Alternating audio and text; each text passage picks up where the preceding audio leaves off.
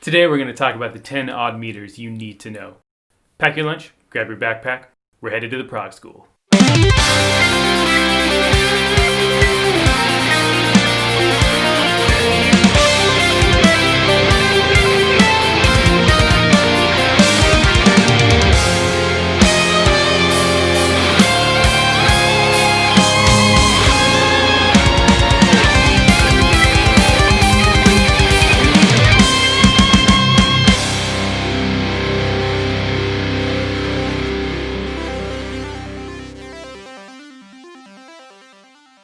Welcome to this new series of lessons where I'll be diving into the world of progressive music. Progressive rock, progressive metal, fusion.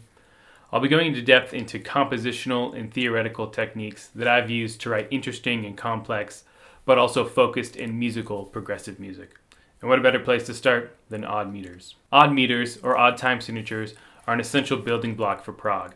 They're a defining feature of the genre and a very useful tool for making something sound progressive. Today we're going to look at 10 odd meter rhythms that I hear being used in prog all the time, and across a wide variety of other styles of music as well. These are bread and butter rhythms that I think everyone composing music should have in their arsenal. For each of these 10 rhythms I'll break down the meter, how it's written, how it's counted, and how it's subdivided. I've also written short 1 to 3 minute long compositions to demonstrate how you might use these rhythms in an actual tune. I try to make these examples as varied stylistically as possible so you can see the flexibility of these rhythms. Keep in mind, if I was writing a full tune, I probably wouldn't keep it all in one rhythm the whole time. It was just fun to explore the possibilities with each of these.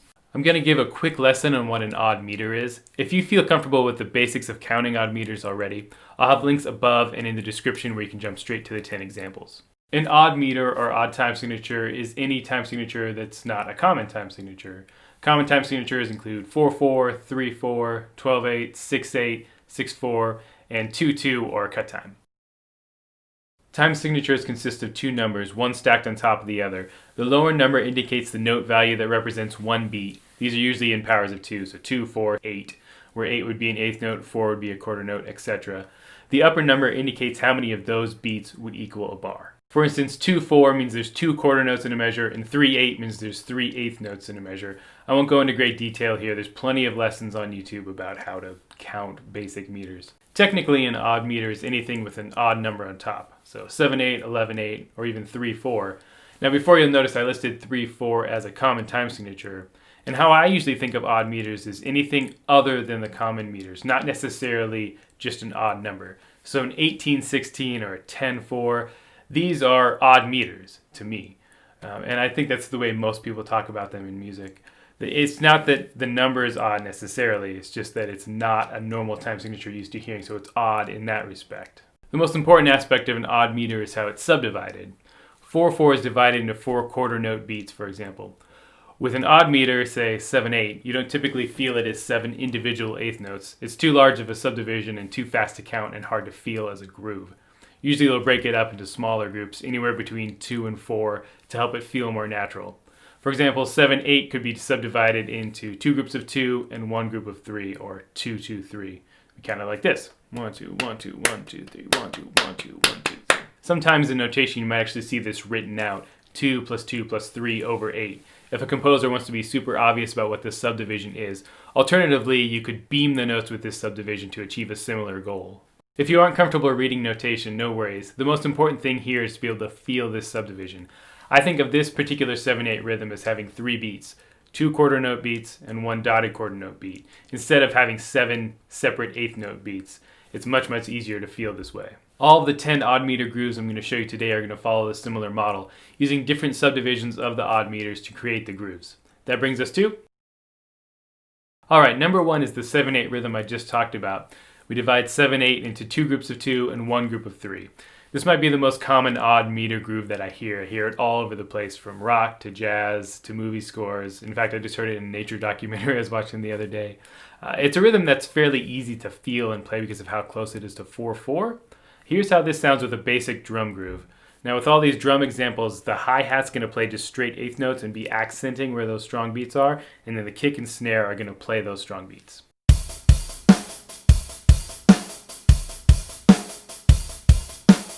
I always associate this particular rhythm with Rush. Natural Science off of Permanent Waves was the first song I heard that used this outright.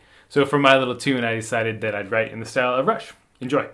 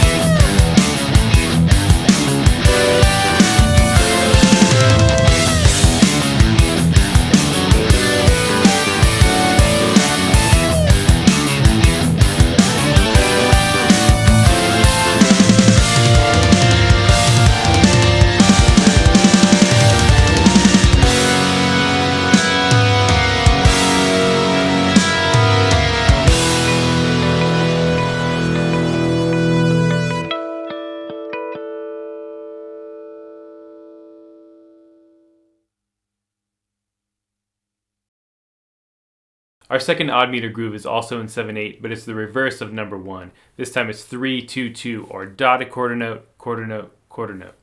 A little less common, but still super useful. Let's check out the drum groove on this one.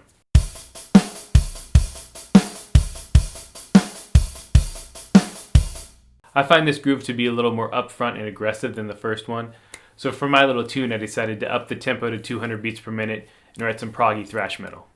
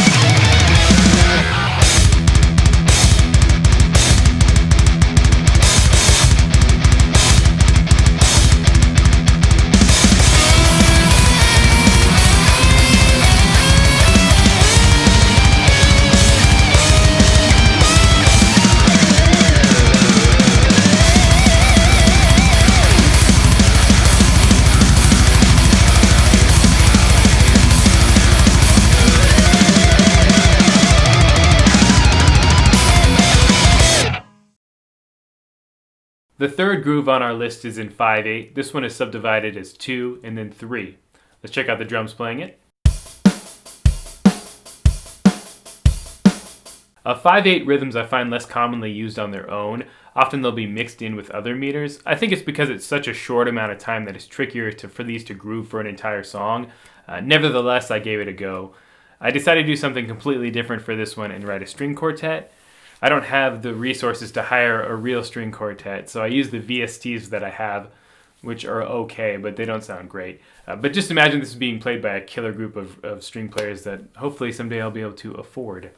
I also got a little extra clever on this one and took the numbers 5/8, the time signature, and then 2 and 3, which is how it's subdivided. And I used 5/8, 2, 3 as the intervals in C minor, and that was my melodic theme for this piece.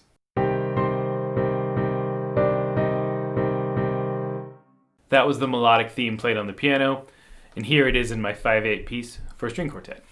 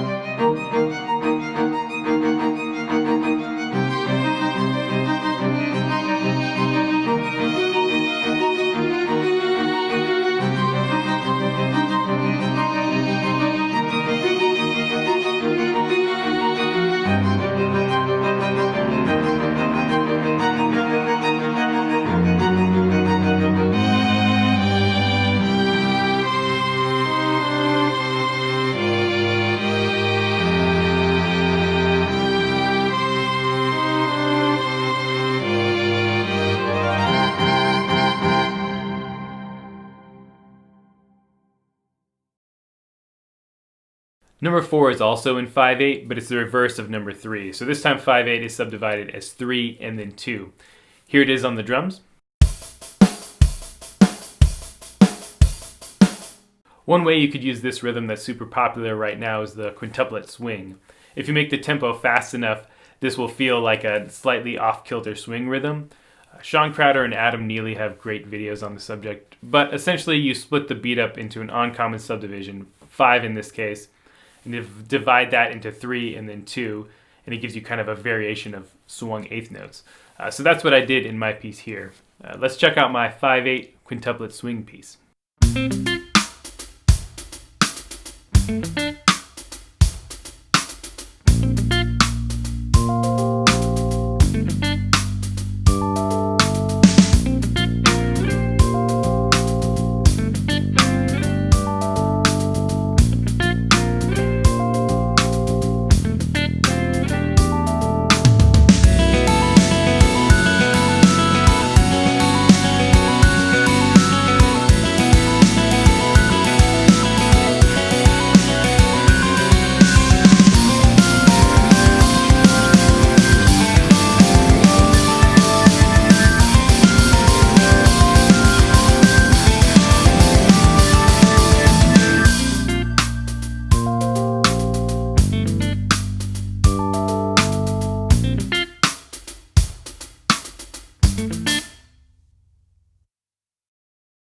The next couple of meters are based off of quarter notes instead of eighth notes. Number 5 is in 7/4. This one is divided as 4 quarter notes followed by 3 quarter notes. This is a very common way to feel 7/4. It essentially feels like 2 measures of 4/4 with the last beat cut off the second measure. Here's how that sounds with the drums.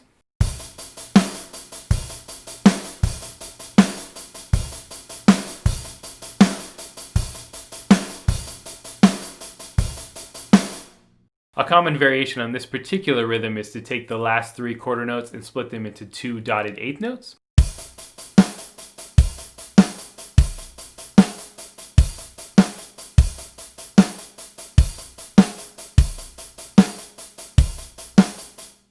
That's what I did in my little piece here. This rhythm always makes me want to write ballads for some reason. It seems sad and melancholy to me. So I wrote a sad little ballad in 7/4. Enjoy.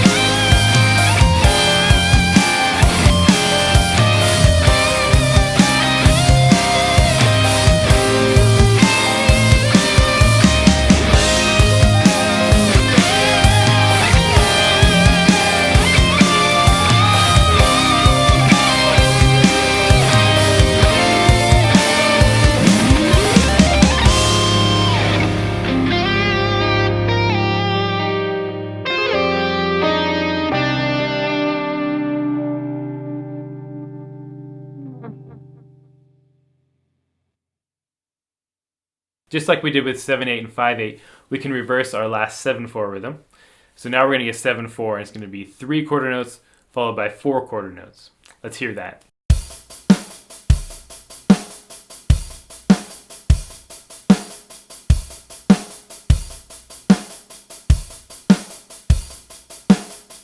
This one is less common than the previous 7/4 rhythm, and it feels a little more odd because the group of 3 comes first. With the previous one, you get that group of 4 right off the bat, which feels like a measure of 4/4. I really got kind of a Pink Floyd vibe from this rhythm, so I ran with it.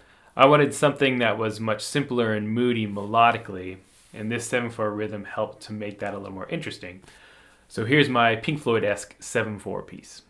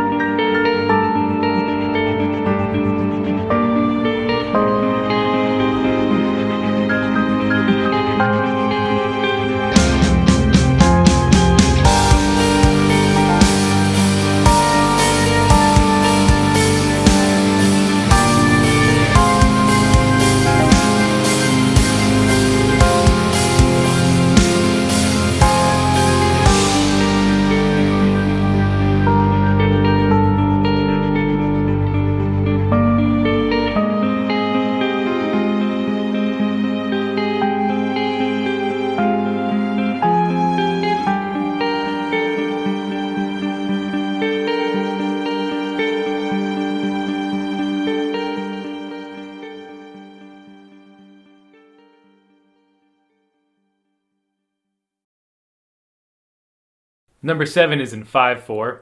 I often call this one the Mission Impossible rhythm. That's probably the place most people are used to hearing this from. It's divided as 2 groups of 3 eighth notes and 2 groups of 2 eighth notes, or 2 dotted quarter notes followed by 2 quarter notes. Let's hear that with the drums.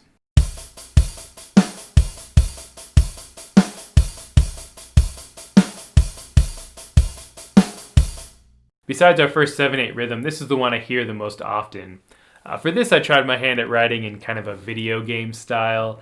This rhythm lends itself well to movie soundtracks and game soundtracks, and it was fun to put the guitar away and put some of my virtual instruments to work. Enjoy!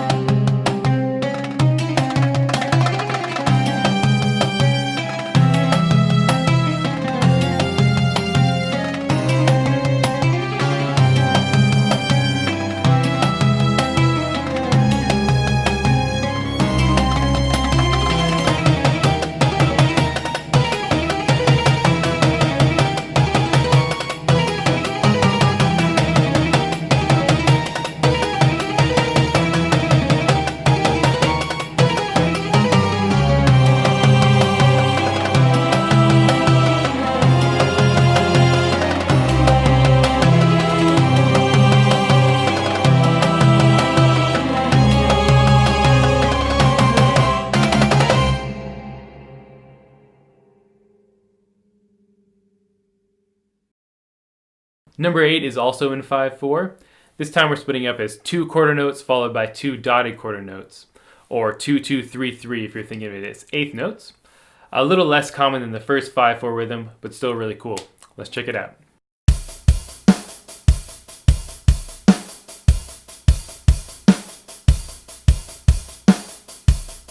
I really like to use this rhythm for heavier ideas, so I broke out my 7 string and went for more of a traditional progressive metal vibe.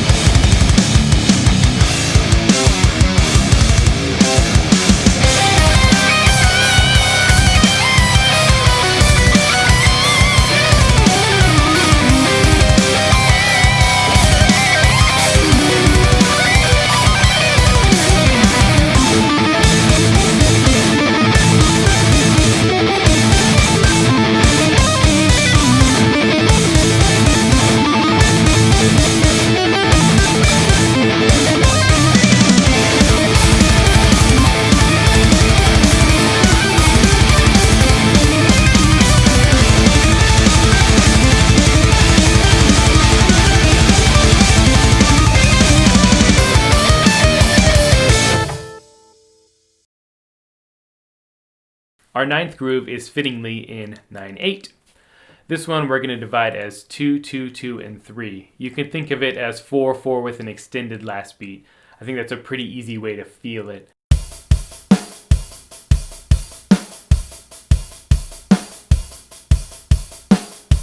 For this one, I opted to do my best version of a clickbaity Instagram piece. You know, slightly distorted guitars, harmonics, fast strumming, boring minor chord progressions, etc. Here it is.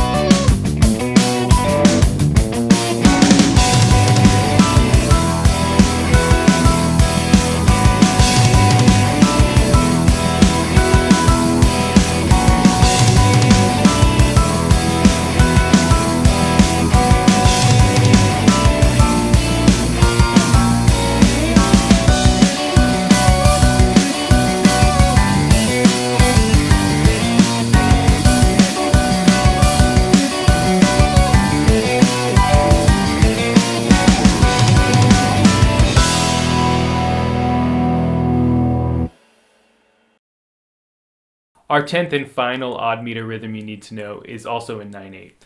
This time I'm going to divide it as 3, 2, 2, 2. Once again, I feel this is 4, 4, but this time with the first beat being a little extended. Here's how that sounds.